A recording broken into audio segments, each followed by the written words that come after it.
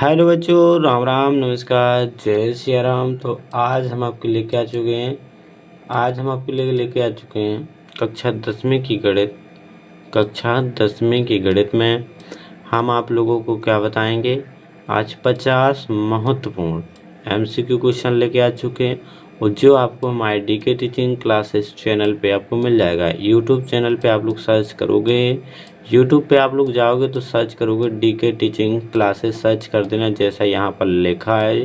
तो जी वाला सर्च कर देना DK टीचिंग क्लासेस, तो आप लोगों को हमारा यूट्यूब चैनल मिल जाएगा। और यूट्यूब में हमारी ही फ़ोटो लगी है, मतलब लोगो लगा है, साथ में फ़ोटो भी लगा है, बैनर भी लगा है। तो आप लोग देख लेना, उसमें आप लोग पूरा ही मतलब इसमें जो क्वेश्चन डाले हमने अभी 50 महत्वपूर्ण क्वेश्चन पहले ही डाल चुके हैं। आज हम इस वीडियो में इसका सॉल्यूशन बताएंगे, इस 50 क्वेश्चन को कैसे सॉल्व करें, कैसा कौन सा इसका आंसर कौन है। ठीक है, इसका विदाउट देंगे, आपको उत्तर देंगे, कारण भी देंगे, आपको बताएं, अच्छे से सब समझाने का प्रयास भी करें। तो जब बात आज इस वीडियो में तय होगी तो आज अपन लोगों को क्या सीखना है, आंसर भी आज हम आप लोग को बताएंगे इन क्वेश्चनों के। 20 को 50 है तो 50 के आंसर देंगे। टाइम लगेगा, इससे जल्दी स्टार्ट करते अपन लोग आगे बढ़ते। तो एक काम हमारा ज़रूर कर दीजिए, आप लोगों को वीडियो को शेयर जरूर करना है, कमेंट जरूर करना है। ठीक है, इतना आपको काम करो, फिर हम आप लोगों को जो क्वेश्चन सॉल्यूशन बताते हैं। सबसे पहले आपका क्वेश्चन है, सबसे पहले कौन सा है, संख्या 2 प्लस रूट के 3। 2 प्लस के रूट के 3 है, परमेय संख्या है या फिर अपरमेय है या फिर पूर्णांक या फिर प्राकृतिक संख्या। तो इनमें से कौन सही होगा, कौन सा ऑप्शन सही होगा। दूसरी एक चीज़ तो मैं बता दें, जब 2 तो आपकी क्या कहलाएगी, मतलब परमेय संख्या हो जाए, क्योंकि 2 के बूटे में कुछ नहीं होता तो 1 होता तो P/Q के रूप में बन जाएगी, तो या तो क्या हो जाएगी, परमेय। अब ऐसे 2 का पूर्णांक भी बोल सके, ठीक है, कैसे पूर्णांकन से मिलकर परमेय बनाता है। तो जब का है परमेय है और पूर्णांक भी है, और फिर जो रूट लगो, जिसमें रूट वाली संख्या क्या कहलाती,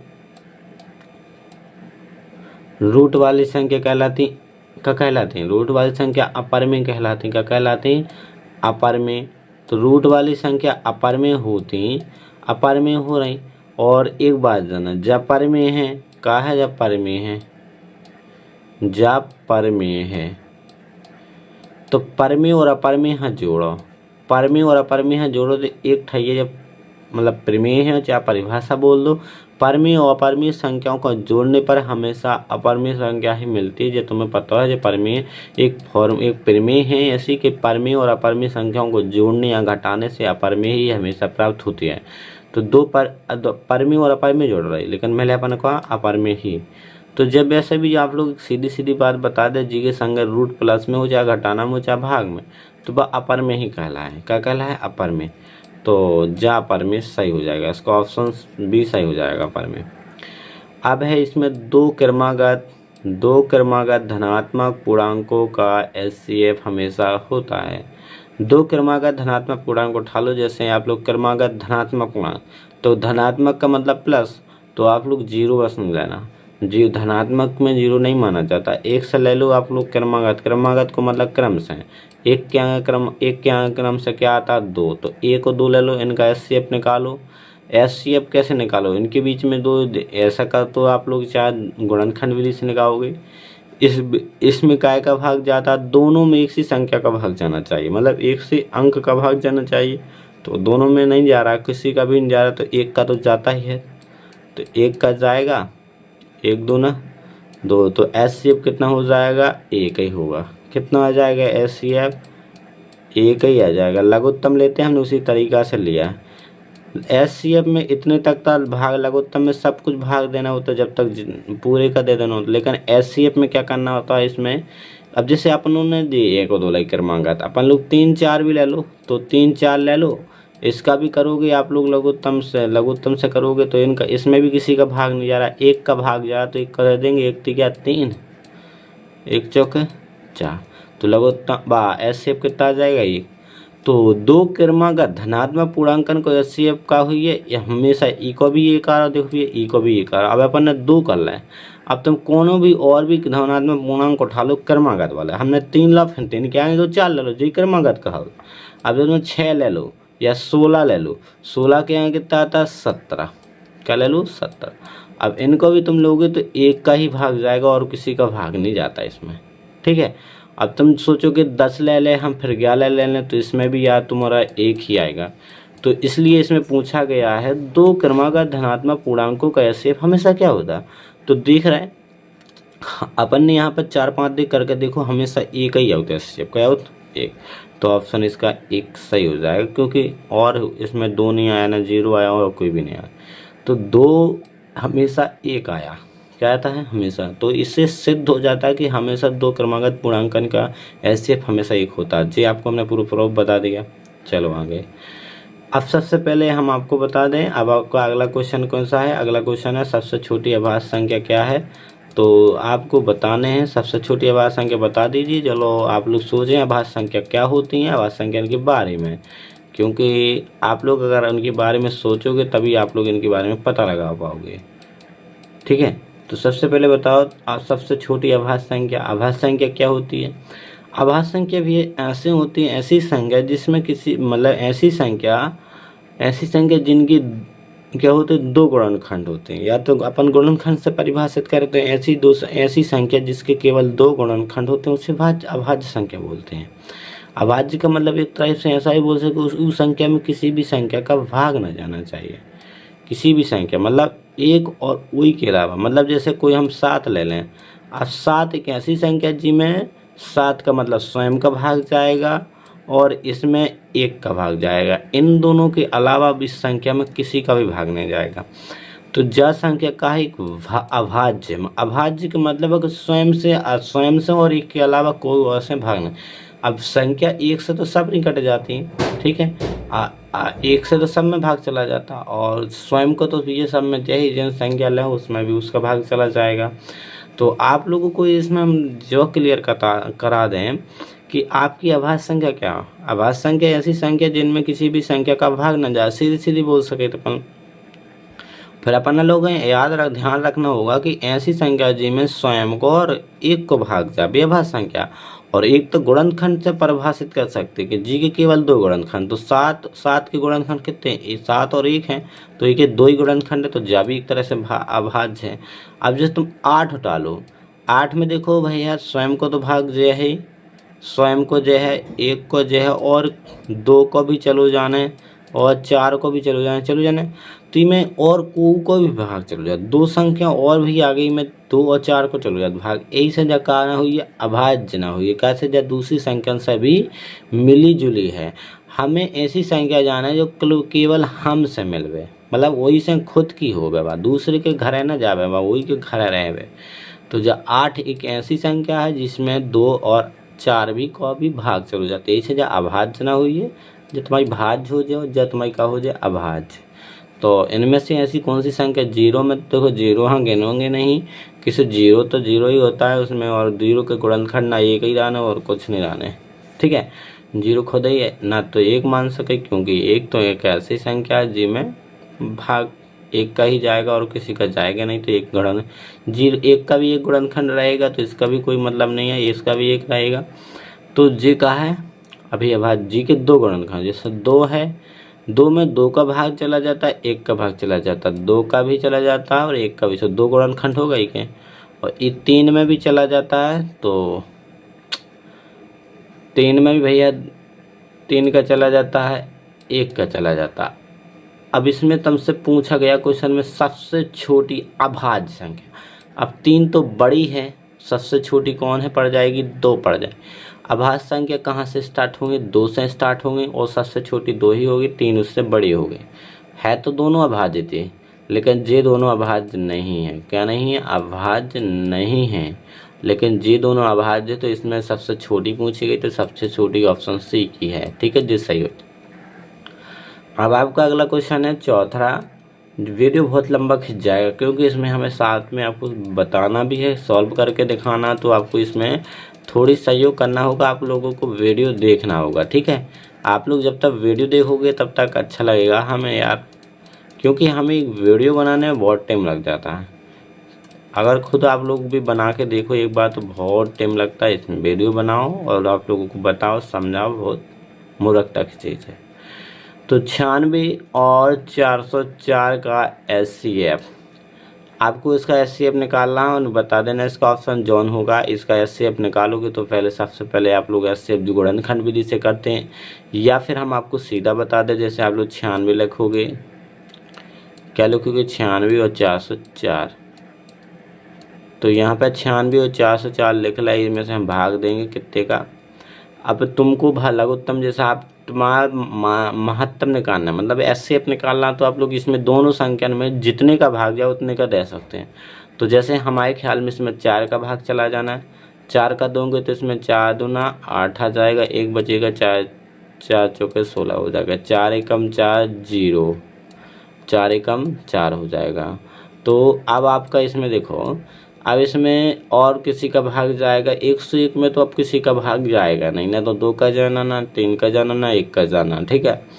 1 का तो चला जाएगा, लेकिन अब 24 में भी 4 का जाएगा, लेकिन HCF में अपन निकालते हैं तो HCF का मतलब दोनों संख्या में भाग जाना चाहिए, दोनों में जाए तब तक देना, नहीं तब नहीं देना। अब नहीं जाना दोनों में, क्या को जो है 4 को ना जाने का हो, ना 2 को जाने का हो, कौन में नहीं जाने, 1 को जाने बस भाग, 1 को जाने तो 1 को दे 224 देंगे तय हैं थे, और ये 101 भी आपके जाएंगे तय हैं, ठीक है। तो आपका HCF कितना आ गया, 4 गुणे 1 कर दोगे, 4 गुणे 1 करोगे तो 4 एकम, जी आपका कितना आ जाएगा HCF, कितना आ जाएगा HCF। तो HCF कितना है आपका 4। तो ऑप्शन आप लोग जल्दी से देखो 4 कौन में है, बी नंबर में, तो बी नंबर सही हो जाएगा। और यहाँ 5वां क्वेश्चन आ चुका है। वैसे तो तुम देख लो, अभी 5वां क्वेश्चन तक पहुँचे हैं, अब जल्दी जल्दी कर रहे हैं। यदि P बटे Q एक परिमेय संख्या तो Q का मान नहीं हो सकता। यदि P बटे Q एक परिमेय संख्या तो भैया P बटे मतलब बटे के नीचे का ना होना चाहिए, 0 बस नहीं होना चाहिए, तो ऑप्शन सी आपका सही हो जाएगा, ठीक है। बटे में क्या नहीं होना चाहिए, Q की जगह पे 0 नहीं होना चाहिए। द्विघात बहुपद के शून्य की अधिकतम संख्या, द्विघात बहुपद है, जितनी घात बहुपद के उतना ही उसके शून्य, 2 घात है तो बहुपद के 2 ही शून्य हुई अधिकतम का, तो ऑप्शन बी वाला सही हो जाएगा, ठीक है। यदि बहुपद x² - 4x + 1 के शून्य अल्फा प्लस अल्फा और बीटा है, ई के शून्य का अल्फा और बीटा रहे हैं, तो alpha plus beta alpha into इधर कहा लिखा अल्फा और इधर चिपके हैं तो गुणनफल है, तुम पे पूछा गया है, तो शून्य को गुणनफल होगा। तो शून्य को गुणनफल का सूत्र होता है, क्या होता है आपने पढ़ा होगा, शून्य का गुणनफल का सूत्र क्या पढ़ा है, अचर पद बटे, क्या पढ़ा है, शून्य का गुणनफल बराबर है अचर पद बटे अचर पद बटे x² का गुणांक।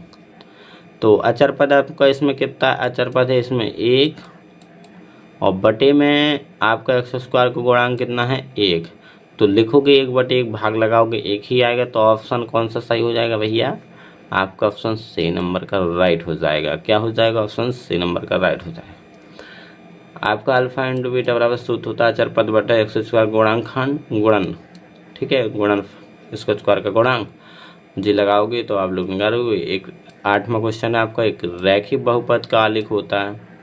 रैखिक बहुपद का आलेख हम एक सरल रेखा होता है, आप लोग रैखिक बहुपद को जब भी ग्राफ खींचोगे एक ठैया लेके तो सरल रेखा बनेगी।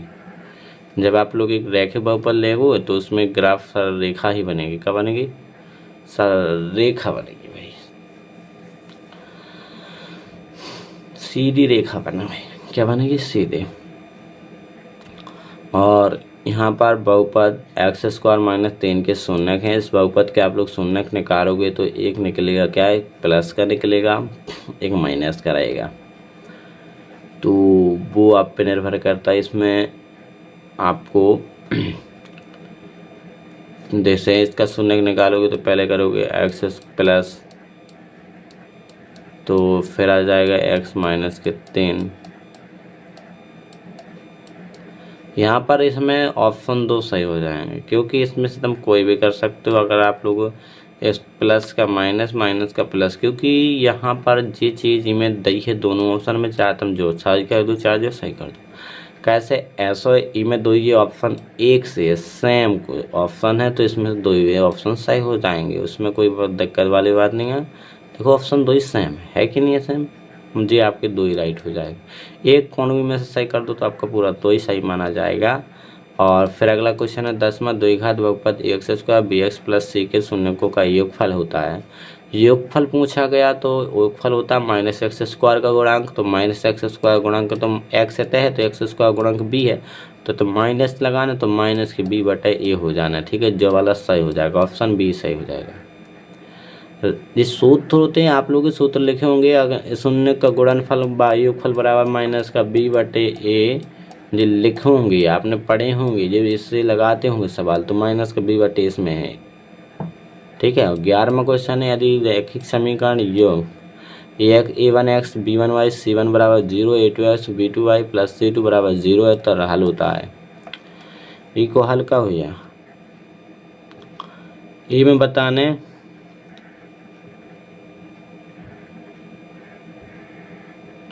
ई के हल बताना है। दो चर वाले रैखिक समीकरण के हल कितने हुए हैं, ई के हल हुए यहाँ कितने आएंगे।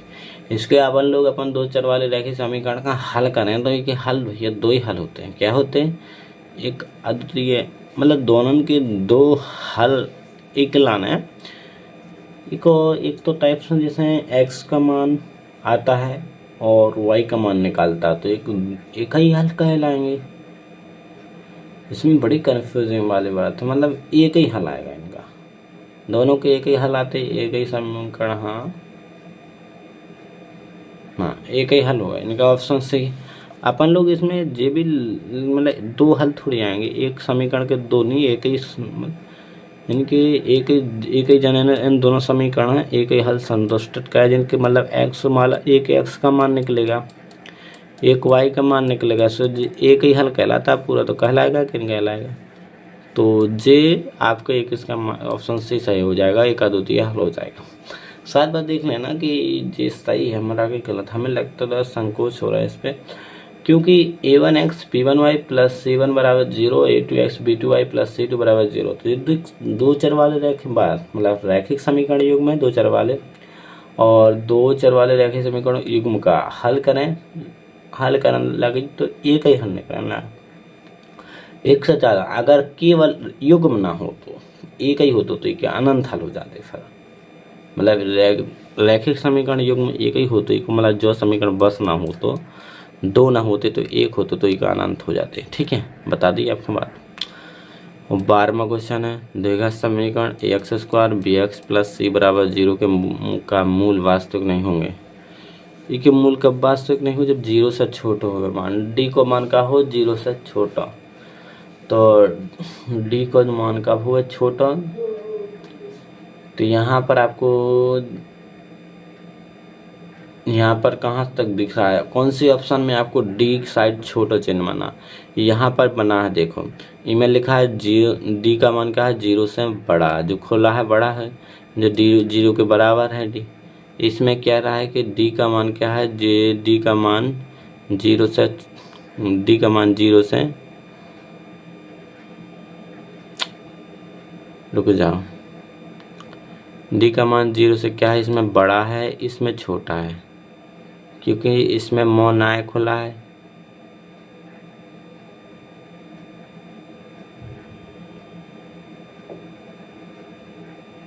लो सॉरी यहाँ पर डी का डी साइड मो खुला है, इसका क्या साइड डी साइड खुला है, तो इसका मतलब डी बड़ी रहेगी 0 से।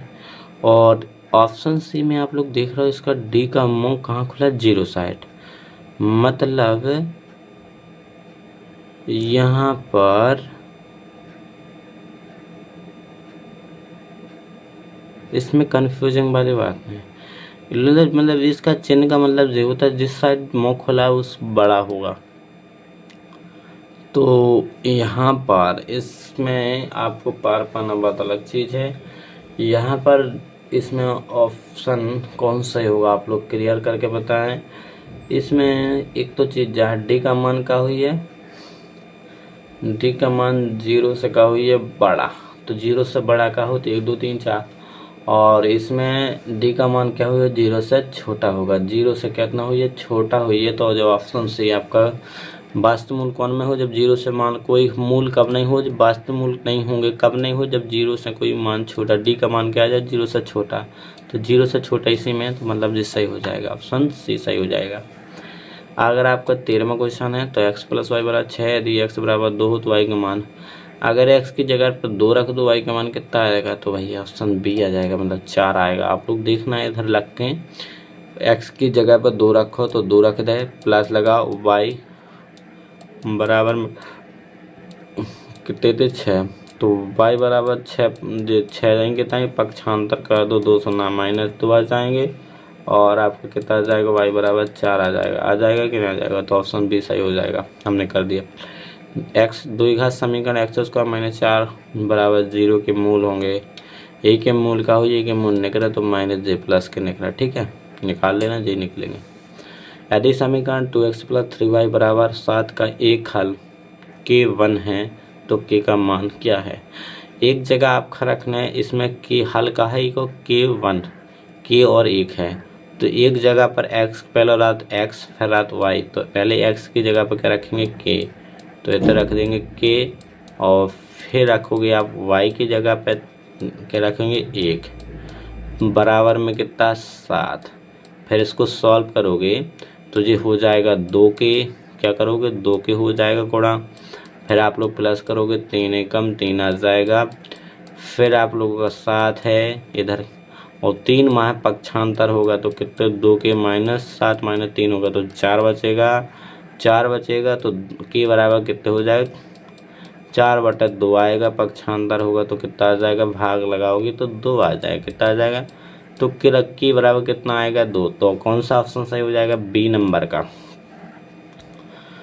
तो आपका समांतर सारणी 2 4 6 8 का 5वां पद कितना पूछा गया आपसे, 5वां पद पूछा गया, 5वां क्या पूछा गया, 5वां पद, तो 5वां पद पूछा गया, तो भैया यार 5वां बताना है, क्या बताना है 5वां पद अपन को। तो देखो इसमें कितने पद है, गिन लो, पहले पद ही गिन लो, फिर आप लोग सीधे सीधे बता सकते हो, ऐसे लो लगावे की कोई ज़रूरत ना पड़ जाए, अपन कोई ज़रूरत नहीं पड़ने लगावे की, तो सॉरी थोड़ी मिस्टेक। यहाँ पर आप लोग बता दो इसमें कितने पद है, पहला पद, दूसरा पद, तीसरा पद, चौथा, मतलब इसके आगे का ही पूछा गया, तो इसमें सबसे पहले सारवांतर पता करो, कितना कितना जोड़ के बन रहा है, 2 में 2 जोड़े 4 हुए, 4 में 2 जोड़े 6, 6 में 2 जोड़े 8, मतलब 2 2 बढ़ रहा है, तो 4 पद ही अगला पद पहले कैसा होगा, 2 फिर के जोड़ दो 10 आ जाएगा, तो मतलब 5वां पद कितना होगा 10, तुम सूत्र से भी निकालोगे वैसा भी लगाओगे तो इतना ही आएगा, तो ऑप्शन बी सही हो जाए। दिमाग से कुछ सोचना पड़ता है।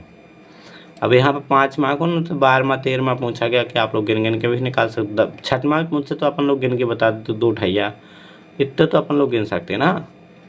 तो 17वां है आपका AP 7 13 19 25 के लिए सारवांतर क्या हो, तो इसमें देख लो आपको सारवांतर बताना तो दूसरे पद में से पहला पद घटा देना होता, 13 में से 7 दूसरा पद आपका 13 में से 7 घटा दो, कितने बचे 13 में से 7 घटाएंगे तो 6 बचेगा, तो ऑप्शन भी सही हो जाएगा आपका। और 18वां है भैया, यदि किसी AP का प्रथम पद A बराबर 5 है और D बराबर 0, तो तीसरा पद क्या होगा।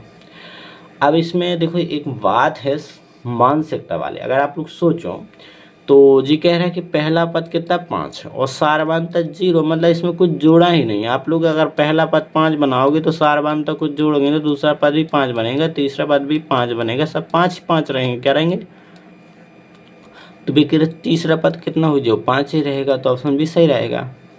AP के n पदों का योगफल का सूत्र क्या होता है, AP के n पदों के योगफल का सूत्र, अब n पदों को योगफल का सूत्र पता होना चाहिए, तो मैं आउट हो तो बता अच्छी बात, ना आउट हो तो और अच्छी बात है।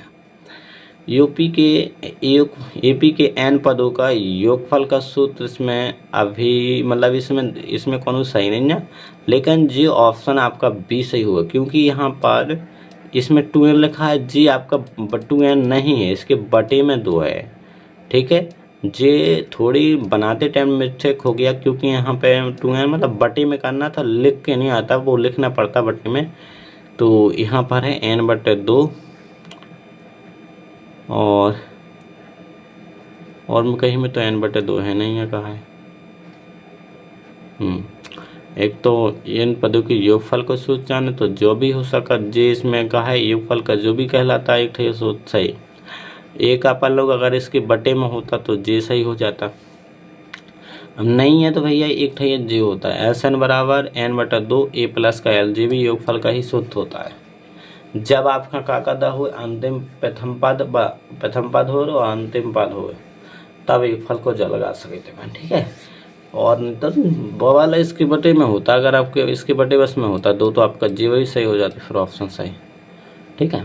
तो वैसे इसमें से वही कोनो भी सही नहीं आता। अगर इसमें जी ऑप्शन अपन लोग सही कर देते कि उसके बटे में टू है, मतलब गुणा में टू है ना, इसका मतलब जो है बटे में करना है, इसको बटे में लिखना है, मतलब मिस्टेक है ये क्वेश्चन को, थोड़ी इतनी गलती है इसमें। 20वां है आपको, यदि किसी एपी में ए एन बराबर 3n + 5 है तो सार्वंतर क्या होगा, सार्वंतर क्या होगा।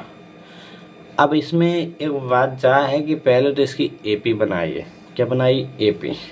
तो जी क्या है, ए एन बराबर है, तो सबसे पहले इसमें पहले प्रथम पद निकालें, क्या निकालें, प्रथम पद पहला निकालोगे तो 3n, एन की जगह क्या रखोगे 1, तो ये तो कितना आ जाएगा प्लस में 5 जो कितना ही कहा जाएगा पहला पद कितना है, 3 एकम 3 5 3 8 आएगा, पहला पद कितना आ जाएगा 8।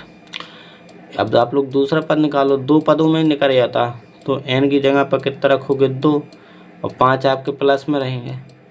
दिमाग में ध्यान देना आपको, यहाँ पर जो आपको एक एपी की का दी परिभाषा, मतलब परिभाषा प्रेमेश दी है। तो प्रथम पद निकालने से एन की जगह कितना रखेंगे 1, तो ये एन की जगह 1 रखे तो रख दिया, 3 एकम 3 हो गया, 5 3 8 हो गया पहला पद। अब दूसरा निकालेंगे तो 2 रखेंगे तो 3 दूना 6 5 कितना आ जाएगा 11, तो जी क्या हो गया आपका दूसरा पद 11 निकल आया। तो अब इनकी 11 में से 8 घटा दो, कितना बचेगा 3, तो 3 आपका क्या हो जाएगा सार्वंतर, तो ये ऑप्शन सी सही हो जाएगा।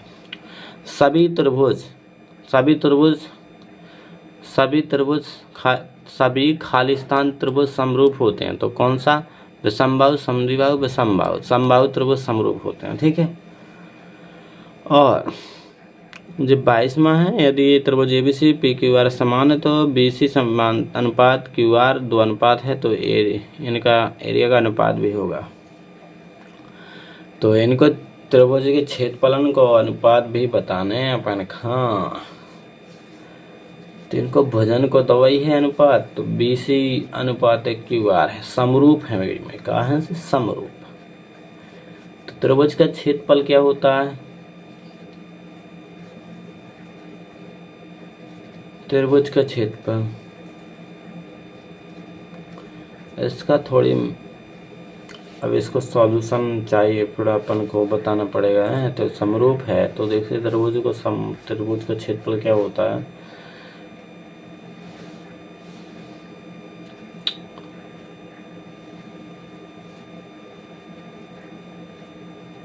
इसका थोड़ी अभी हमको क्लियर नहीं है, क्योंकि जे इसको समरूप त्रिभुज का क्षेत्रफल निकालना हो तो इनका भी इसका फॉर्मूला क्या बन जाएगा, ऊंचाई पता हो तो मानचित्र को क्षेत्रफल निकाल देगा।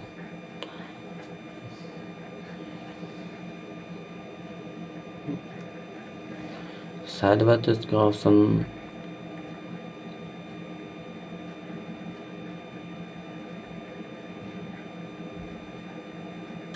बी सही हो जाएगा, लेकिन अभी क्लियर नहीं है, बता नहीं सके, ठीक है। अभी इसको छोड़ो, अभी हमको जो क्लियर नहीं है, ठीक है, लेकिन बता दें अभी तो ऐसे सवाल है नहीं है ना, एक तो हमने देखी भी नहीं है। पाइथागोरस प्रमेय किस त्रिभुज पर लागू होती थी, पाइथागोरस प्रमेय पे लागू समकोण त्रिभुज पर। आधारभूत समानुपातिकता प्रमेय को भी खालिस्तान कहते हैं, आधारभूत समानुपातिकता प्रमेय को थेल्स प्रमेय भी कहते हैं। यदि 2 समरूप त्रिभुज की संगत ऊंचाई कितनी है, समरूप त्रिभुज की संगत ऊंचाई कितनी है, 2 समरूप त्रिभुजों की संगत 1:2 के अनुपात में है, तो उनके परिमापों का अनुपात क्या होगा।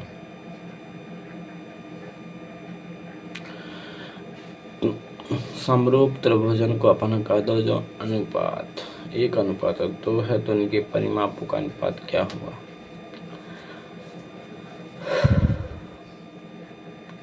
पहले तो अपना जो भुजाएं नहीं, संगत ऊंचाइयों का अनुपात, तो यदि 2 समरूप त्रिभुजों की संगत ऊंचाइयों का अनुपात में है, पहले तो अपन की ऊंचाई पता होना चाहिए था। अब इसका भी हमको भी क्लियर नहीं है, जे भी हम बता बात के, क्योंकि जे भी अभी हमारा समझ में नहीं आ रहा। जी ऐसे क्वेश्चन है भी नहीं आते यार।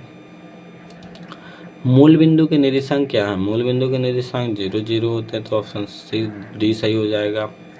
आप लोग को सोचो जैसे हमसे जो नहीं बन रहा तो उसमें क्या दिक्कत है? आप कोई भी नहीं, मतलब जैसे किसी पे नहीं कोई भी नहीं बनता तो कोई दिक्कत है क्या? हमने ऐसे सवाल अभी देखे नहीं है ना, तो ऐसे अभी देखे हैं। तो बिंदु -3 5 किस चतुर्थांश में स्थित? बिंदु 3 -3 5 किस चतुर्थांश में स्थित है? लेकिन ऐसे क्वेश्चन आते भी रहे, लेकिन वो उसमें आ चुके हैं। -3 5 किस चतुर्थांश में स्थित होगा? तो ये -x पहले x अक्ष पे और प्लस को y, तो जी आपको कब मिलेगा? कौन सी चतुर्थांश में मिलेगा? द्वितीय में मिलेगा। कैस में? द्वितीय में। बिंदु आपकी 4 5 की x अक्ष से दूरी कितनी होगी? बिंदु 4 5 की x अक्ष से दूरी का होगी, x अक्ष निकाल ले तो 5 इकाई दूरी होगी। और 2 3 और 4 1 के मध्य बिंदु के निर्देशांक निकालोगे तो आप लोग जोड़ना, इनका मध्य बिंदु के सूत्र लगा देना। 4 2 6, 6 को द्वितीय 6 और फिर 3 1 4 तो 2 2 4। पहला ऑप्शन सही हो जाएगा, 3 2। और इनके बीच की दूरी का सूत्र कौन सा हो जाएगा? आप लोग देख लेना कौन सही होगा। ऑप्शन बी सही हो जाएगा। ये रूट पूरे में लगा है, ठीक है, ध्यान से देना, यहाँ पर लगा रूट मतलब पूरे में लगा है। साइन 90 माइनस 1 किसके बराबर होता है? साइन का उल्टा क्या हो जाएगा? कॉस हो जाता है, कॉस है ऑप्शन बी। और sine square plus cos square का मान कितना होता है? तो जी हमेशा एक ही रहता है इसका मान, और ये किसा सम का ही है ना। tan 30 का मान क्या होगा? tan 30 का मान होता है 1/√3।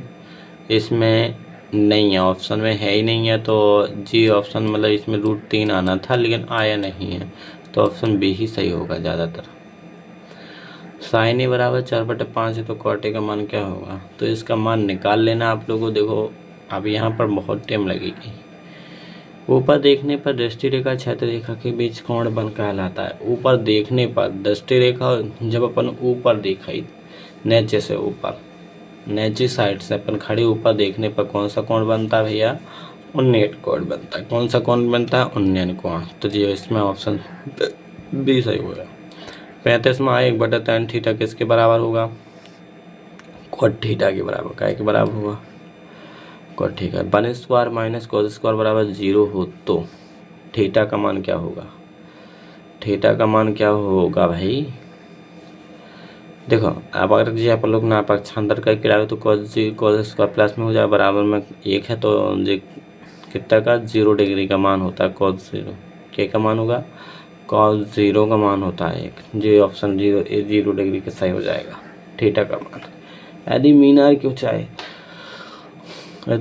की ऊंचाई और छाया की लंबाई समान हो तो सूर्य का उन्नयन कोण होगा। यदि मीनार की ऊंचाई छाया की ऊंचाई लंबाई समान हो तो सूर्य का उन्नयन कोण कितना होगा? यदि मीनार की ऊंचाई और छाया की लंबाई समान हो, जैसे तुमसे पूछा गया सूर्य का उन्नयन कोण कितना होगा, जे पूछ रहा है इतने पे मीनार की ऊंचाई, तो मीनार की ऊंचाई मान लो कि जा है, मीनार की ऊंचाई x मान लो और छाया की ऊंचाई भी का मान लो x, ठीक है। और ये आपसे अब पूछ रहा है कि तो 90 डिग्री है, लगाओगे 90 डिग्री।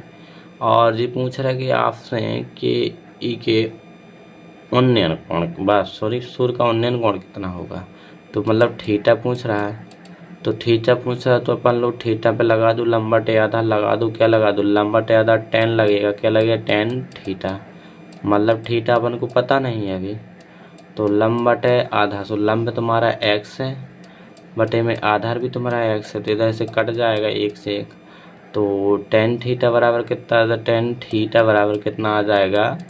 आपको ध्यान देना चाहिए। tan थीटा बराबर कितना आ जाएगा? 1 आ जाएगा, 1 से 1 कटेंगे तो 1 आ जाएगा।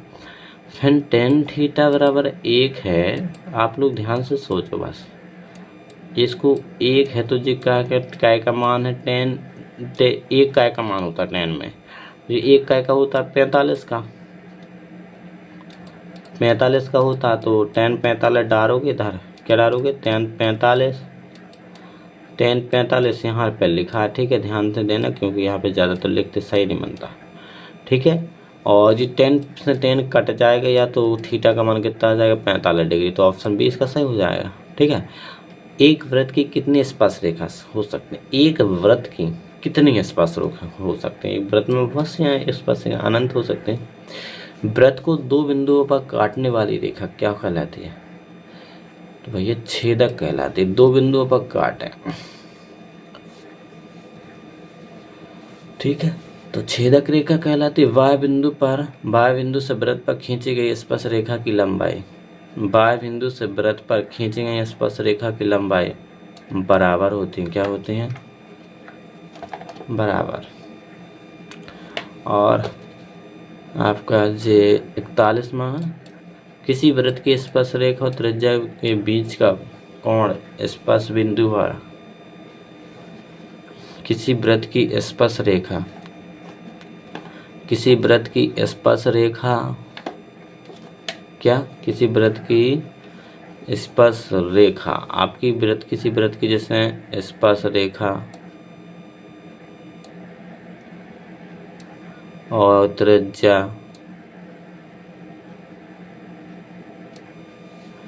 किसी वृत्त की स्पर्श रेखा और त्रिज्या के बीच का कोण। अब ये जो तुम्हारी स्पर्श रेखा, मान लो कि जब हमने स्पर्श रेखा खींच दी, जो तुम्हारी त्रिज्या खींच दी और स्पर्श रेखा और त्रिज्या के बीच में इतने कोण बना, क्या बना, इतने, तो ये कोण कितने का होता, 90 डिग्री का होता, तो जो सब कोई जानता है, तो 90 डिग्री का, तो ऑप्शन भी सही हो जाएगा, हो जाएगा। एक वृत्त पर स्थित एक बिंदु से, एक वृत्त पर स्थित एक बिंदु से खींची गई स्पर्श रेखा की संख्या, एक वृत्त पर एक बिंदु से खींची गई स्पर्श रेखा कितनी है, संख्या कितनी है, एक ही खींच सके। अपन एक वृत्त पर एक स्थित एक बिंदु से, एक ही बिंदु से स्पर्श रेखा की खींची गई संख्या कितनी हुई है, अपन एक ही स्पर्श रेखा खींच सके, ओनली एक ही, कितनी खींच सके, देखो अपन इतने से अपन खींचे तो अपन एक ही खींच सके, अगर दूसरी खींच रहा है तो भाई कट जाना व्रत, अगर तुम ऐसी खींच रहा है दूसरी तो जो कट जाना, अगर ऐसी भी खींच रहे तो कट रहा है, लेकिन इधर सिर्फ एक ही खींचेगी वे सीधी, तो ऑप्शन बी सही हो जाएगा। व्रत की परिधि का सूत्र क्या होता है, 2πr, और 2πr भी हो व्रत की परिधि का सूत्र, और पाई डी भी वापस सही हो जाए, जे भी सही हो जाएगा, तो इसलिए बी सी दोनों सही हो जाएंगे, ये ऑप्शन डी सही होगा फिर पूरा क्लियर जी दोनों। किसी इसमें दोनों सही हैं तो आपको दोनों से बताना, तो ऑप्शन आपका जी सी वाला सही होगा फिर, ठीक है। लास्ट वाला, त्रिज्या आर वाले वृत्त के त्रिज्या खंड का क्षेत्रफल जिसका कोण थीटा, सूत्र का आएगा थीटा बटा 360, त्रिज्या खंड का क्षेत्रफल का सूत्र आपका कौन सा सही होगा बताओ, थीटा बटे जी वाला से होगा, थीटा बटे 360 बटे में πr स्क्वायर, जी आपका सही हो जाएगा, ठीक है। तो शंकु के आयतन का सूत्र क्या है, आयतन शंकु का आयतन कितना 1/3 πr स्क्वायर, जो सही हो जाएगा। आयत गोले का कुल पृष्ठीय क्षेत्रफल, आयत गोले का कुल पृष्ठीय क्षेत्रफल 3πr स्क्वायर, ये सही हो जाएगा। प्रथम 5 प्राकृतिक संख्याओं का माध्य, 5 प्राकृतिक संख्या ले लो, प्राकृतिक संख्या 1 2 3,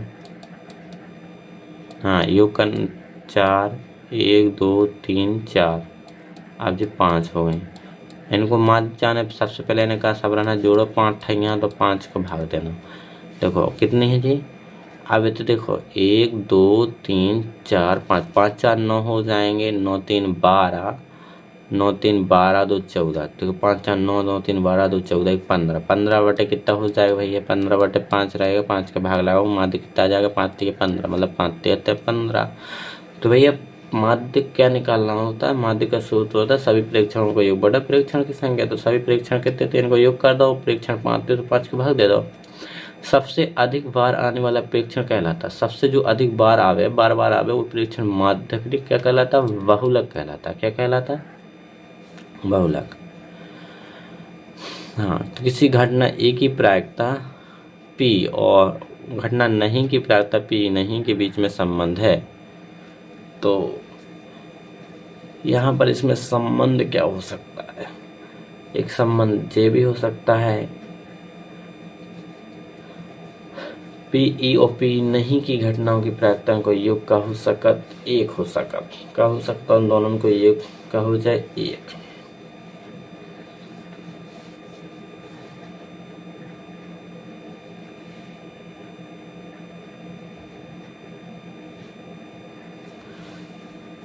जे ऑप्शन सही हो जाए, मतलब उन दो ही प्राक्तन को योग का हुई है। जो पूरा घटना है तो उन दोनों प्राक्तन को योग का हुई है, एक के बराबर हुई है। 49 आपका खत्म हो चुका है जी पूरा। यहाँ पर 49 क्यों आया, क्योंकि बीच में आपका डबल हो गया। सर 27 27 दो बार आ चुके थे ऑप्शन, आपने देखा होगा, ध्यान दिया होगा। 27 27 दो बार आए थे। तो देखो यहाँ पर 27 आया था, इधर पर भी 27 हो गया, इसलिए जो 49 रखेंगे। पूरे विकल्प आपके 50 ही है, 50। अगर आपको जो वीडियो अच्छा लगे तो लाइक करें, शेयर करें, चैनल को सब्सक्राइब जरूर करें। धन्यवाद। अगर आपको वीडियो अच्छा लगा तो अगर कोई गलती हो गई तो माफ़ करना, क्षमा करना। ठीक है, धन्यवाद। जय श्री राम।